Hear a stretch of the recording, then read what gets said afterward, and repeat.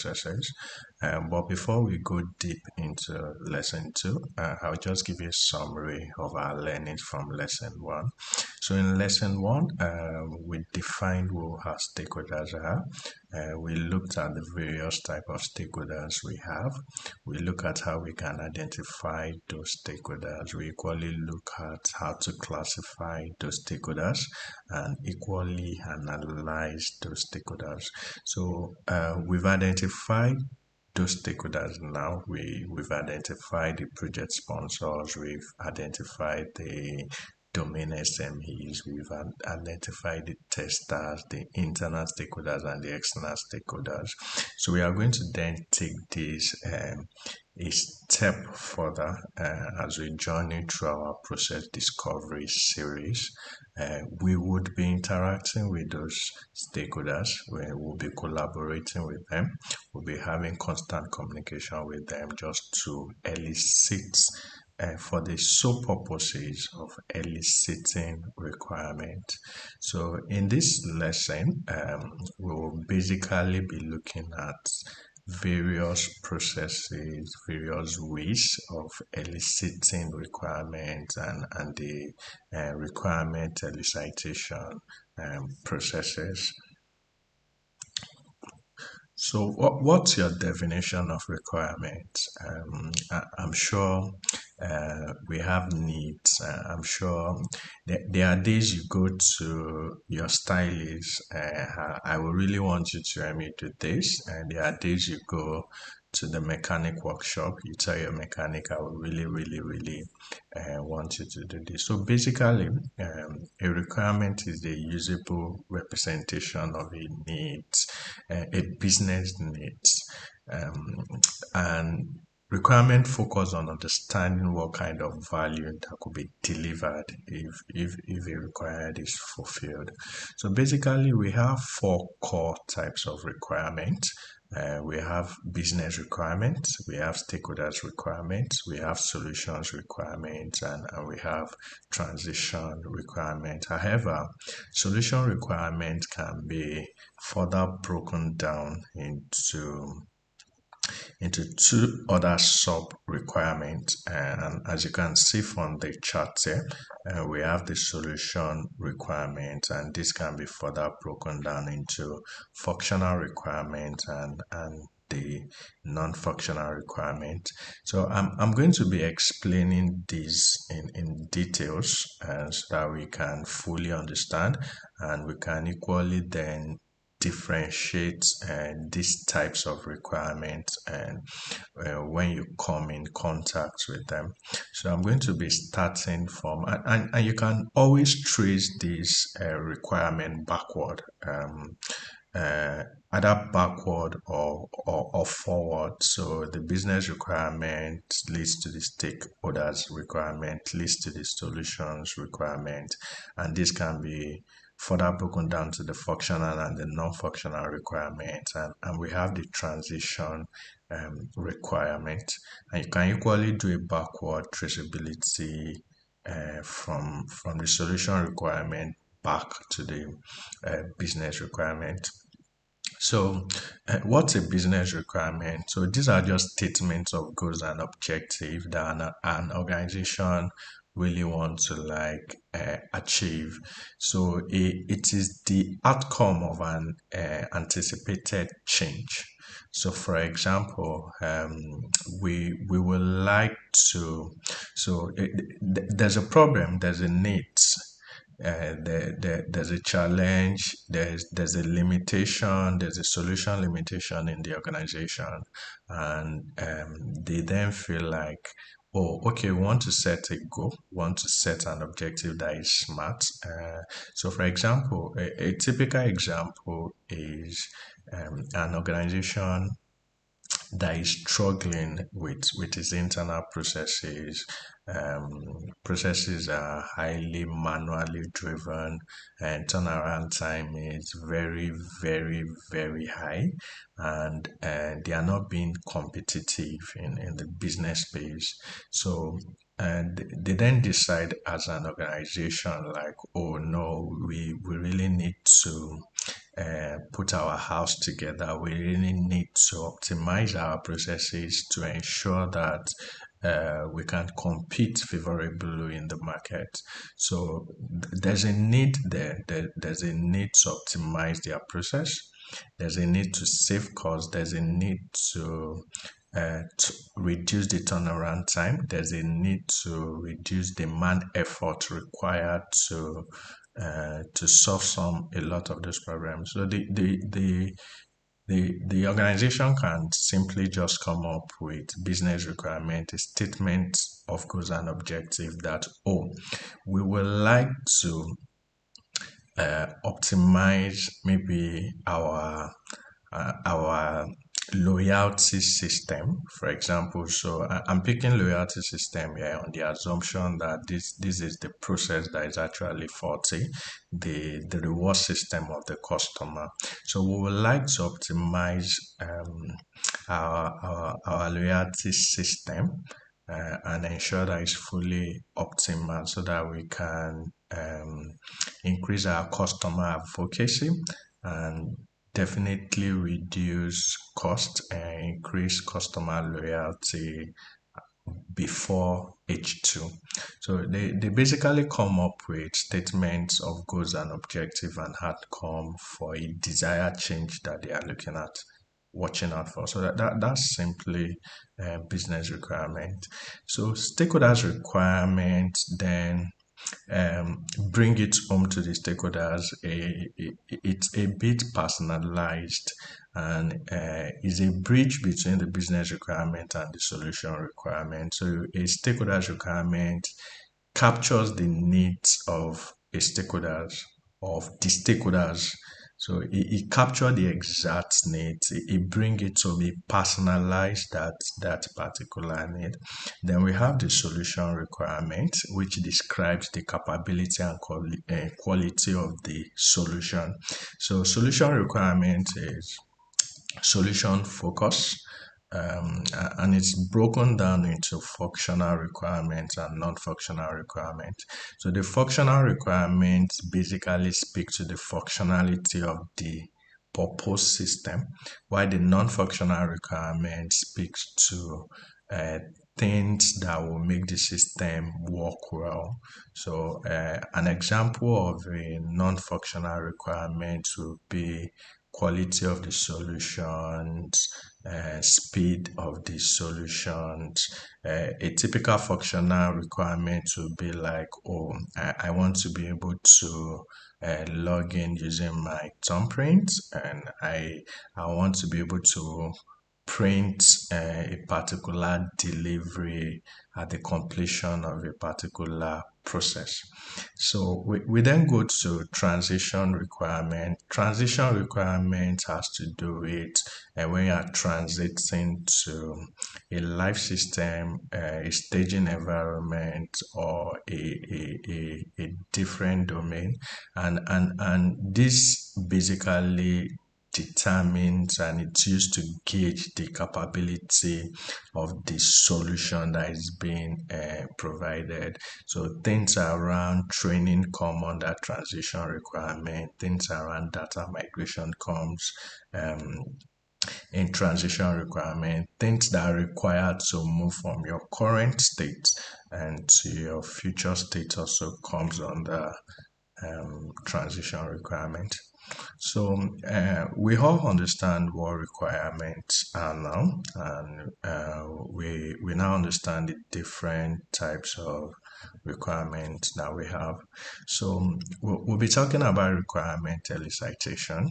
Like I said, we've interacted with stakeholders, and it's time to actually get to work.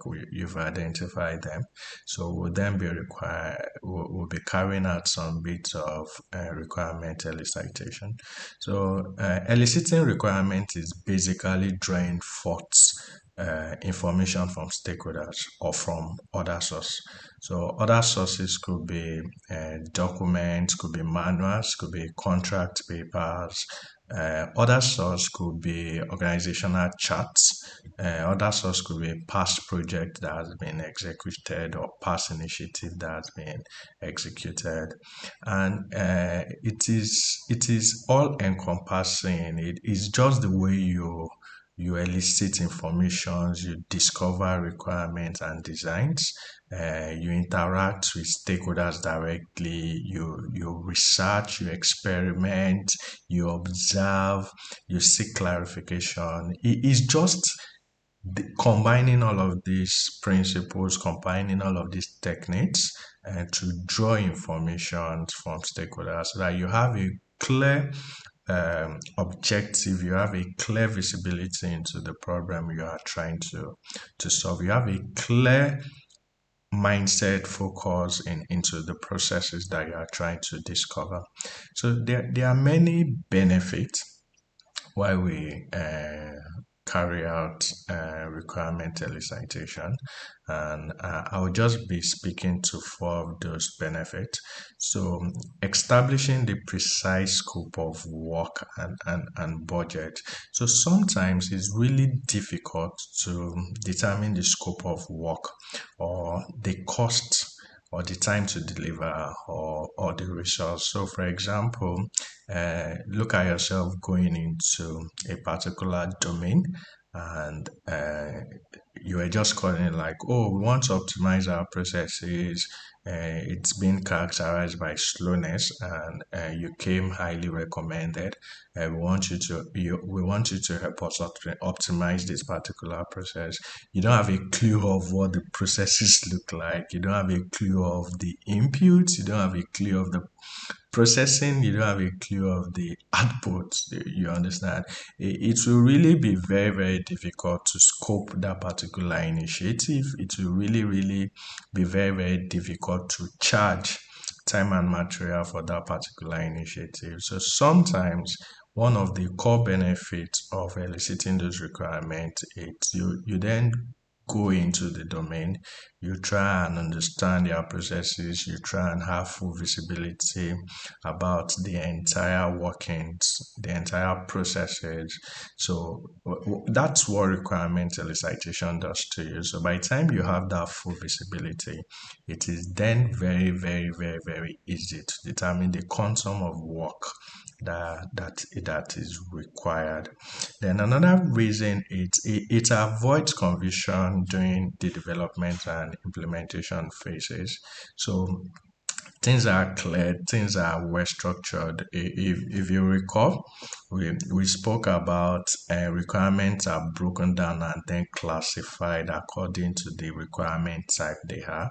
So we know the one that falls into transition requirements, we know the ones that are functional and non-functional requirements, we know the one that has solution requirements, and basically the business and stakeholders need. So it allows us to properly put requirements in their bucket, and it puts clarity to development and implementation plan.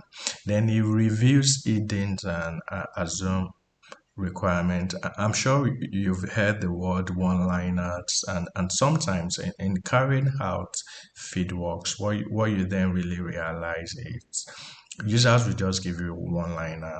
I want to be able to use this application. I want to be able to sign off. You understand? And there are a lot of assumptions. There are a lot of hidden requirement. There are a lot of hidden needs. So what requirement elicitation allows us to achieve is we are able to dig further and flesh some of these requirements out. And lastly, the last benefit I'll be speaking to on the requirement elicitation is it allows for development of relevant functionality. So I'm able to discover a lot of requirements that are probably derived or they are probably dependent on each other, or requirements that are supposed to satisfy another requirement or a particular need. So I'm able to develop relevant function. I'm able to categorize and prioritize this particular requirement. So anytime you're doing requirement elicitation, just have this for focus in mind that this is one of the many reasons, this is four of the many reasons you are carrying out the requirement elicitation. So next, I will really be speaking to stages of requirement elicitation. So we have three core stage, and the first stage is preparing for the elicitation.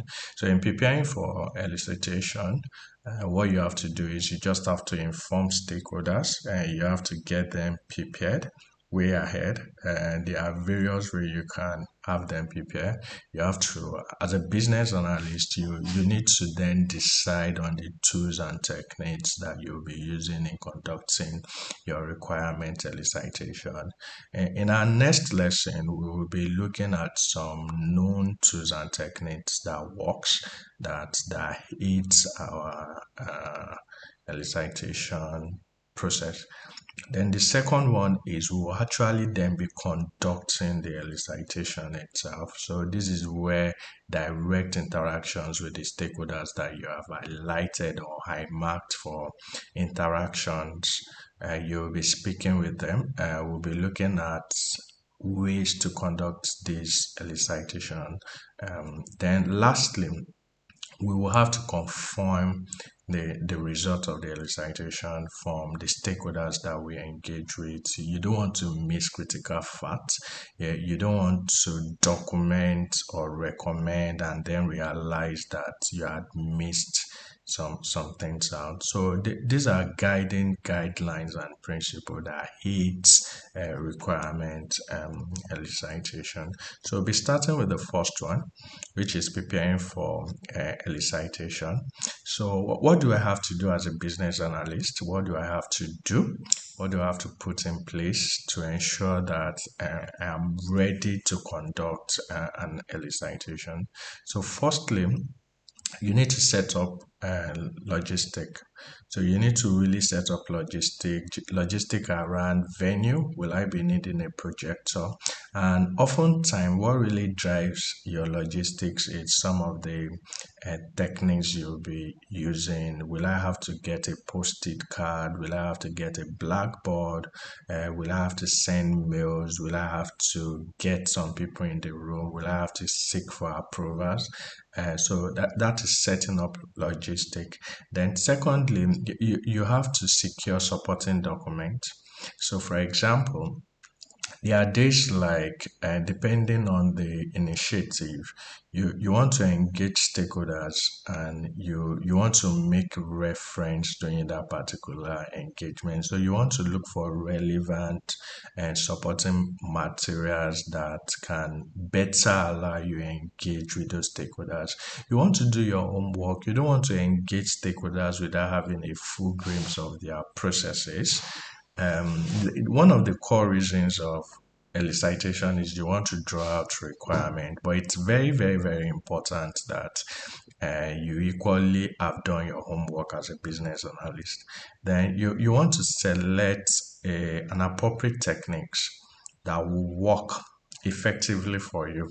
So am I going to be doing workshop? Am I going to be scheduling interview? Will I be sending out surveys? Will I need to come up with focus groups? So there are a lot of these techniques. So you really need to then look at the ones that are very, very appropriate to your stakeholders and to your audience, and particularly to the initiative that you are delivering on. We'll be speaking about this in subsequent lessons, and we'll be looking at criteria for selections for some of those techniques.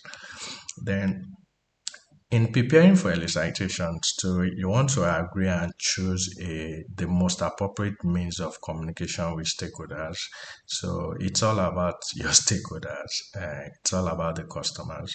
So you want to agree. Is this engagement going to be a personal meeting? Are we going to have it virtual, or do you want me to come in physically? What's a mix of communication? Am I going to send you an email? Am I going to chat you? Am I free to call you? Or how do you want us to actually go about this? Are we gathering everybody in a room, or am I meeting with people individually? Then you want to schedule. So in planning your logistic planning, it's very, very, very critical. So you want to give people enough notice. You want to send mail invite. You want to send people document agenda way ahead. You just don't want to just everybody is busy. You just don't want to like, well, I'm eliciting requirements. I'm here. You just knock on the door and like, I'm here. So it's time to elicit requirement. You just need to talk to me. So it has to be a win-win situation. And you have to schedule a convenient time that are comfortable for your stakeholders. Then you really need to articulate the information you are looking at eliciting. Yeah, you need to like, oh, this is what I'm watching out for, and this collaborates what I said earlier, that as a business analyst, you'll have done your homework very, very, very well to know that, oh, this and this and this and these are what I will be watching out for. These are things I am actually looking out for. So after putting off those preparation gears in place, it's now time to be in the field, to do the field work, to interact with stakeholders and gather as much information or draw out as much information that you can do. And there are three basic ways of conducting elicitations. So the first one is collaborative, the second one is research, and the third one is experiment. And I'm really going to explain this in details. You can use a combination of one or two or three of these to conduct your elicitation. So the first one is the collaborative, and this is like you are directly collaborating with stakeholders. You are directly engaging them. You are speaking to them. You are exchanging ideas. You are asking questions. You are conducting interviews. This is a direct collaboration between you and the stakeholders. Then we have the research. So research has to do with you are leveraging documents, materials, document analysis, explorative, like I need information. Can I get the manual? Can I get your policy document? Can I get your guideline? Can I get anything that's been documented?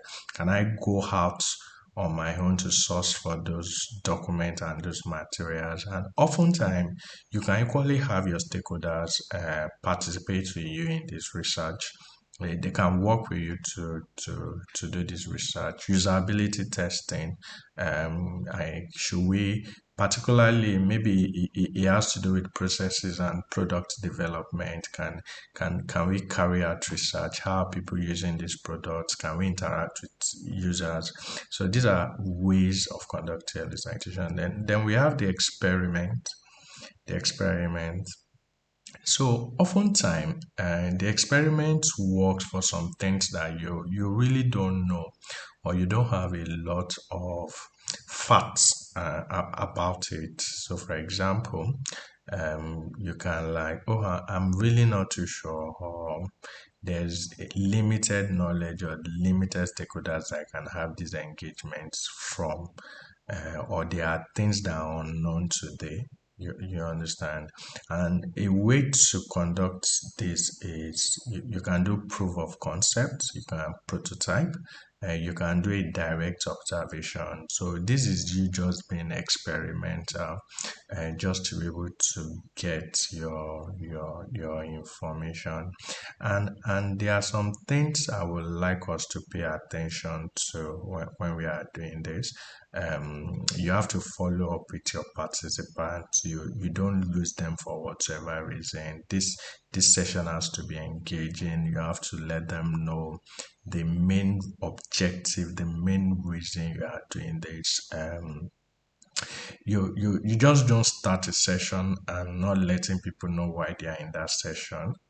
You let them know, you seek their consent to document, to record if possible, and you manage these entire elicitation processes. So if you are doing a workshop, you ensure the role play, the actors and everybody that needs to be in place, ground rules and everything are there. So once you've conducted the elicitation results and you document and you go digest, analyze it, so you then have to come back to confirm the result. So, sir, why we were speaking yesterday, doing this and this. You said this and this, and I just want to confirm I captured it this and this, and I just want to confirm that this is in line with what you had said. Then you equally want to compare your elicitation results with existing sources or other elicitation results that has been done, just to ensure that there are consistencies. Do you understand? You want to meet with those users and you want to make them really validate what they've done. And as a business analyst, once elicitation is not a one-off process, it continues across process discoveries. So you can't say, "Oh, I'm done. I'm done." Once you realize that you have insufficient information, you just have to go back and re-elicit. You understand? It's a continuous loop. So there are some guiding questions that help. Things like the why, the what, the why, the what, the how, and the when. You understand? Why should this requirement be implemented? What problem does it solve? And what benefit does it provide? What is the exact meaning of these requirements? What are the business rules? What are the compliance, or are there any other requirement that I didn't capture very well? What are the possible ways to implement this requirement, and what are the possible obstacles that you're having with your current processes? How urgent do you think this requirement is? And these questions kind of help you prioritize most of those requirements.